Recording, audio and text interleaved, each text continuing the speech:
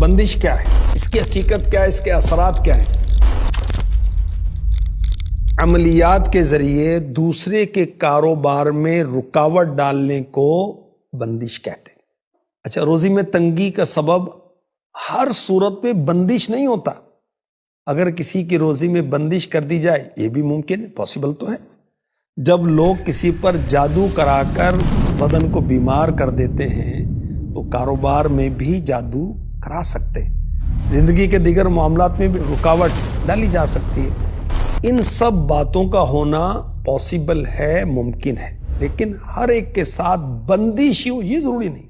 وہمی لوگ بہت ہوتے ہیں آج کل، ڈاکٹر سے میڈیسن لی، فائدہ نہیں ہوا تو کہیں گے کسی نے کچھ کرا دیا۔ اور یاد رکھیں کہ ہر شخص کو جادوگر نہیں ہوتا، دوا کا اثر ہونا نہ ہونا یہ تو اللہ پاک کی مشیت پر ہے۔ تو ہمیں کیا چاہیے، اگر میڈیسن فائدہ نہیں دے رہی تو اللہ کی رحمت پر نظر رکھیں اور دعا کرتے رہیں۔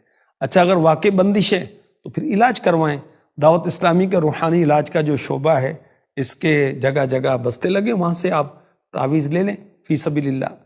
اور یاد رکھیں کہ جادو کرانا یہ کبیرہ گناہ ہے۔ میرے آقا علیہ الصلوۃ والسلام نے ہمیں یہ ارشاد فرمایا۔ اب جسمانی معاملہ ہے، نفسیاتی معاملہ ہے، بیماریاں ہیں، ٹینشن ہے، ڈپریشن ہے، اثرات ہے، جادو ہے، نظر بد ہے، بندش ہے، اگر تمام گھر والے یہ عمل کریں تو انشاءاللہ الکریم گھریلو ناچاکیاں بھی ختم ہوں گی، پریشانیوں سے بھی نجات ملے گی، گھر امن کا گہوارہ بنے گا۔ کرنا کیا ہے؟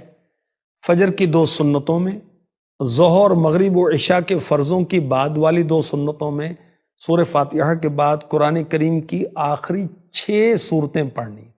پہلی رکعت میں سورہ کافرون، سورہ نصر، سورہ لہب، اور دوسری رکعت میں سورہ اخلاص، سورہ فلق، سورہ ناس، اور ہر سورت کے ابتدا میں بسم اللہ الرحمن الرحیم پڑھنی ہے۔ اللہ کرم فرمائے کب تک پڑھنا ہے؟ تا حصول شفا۔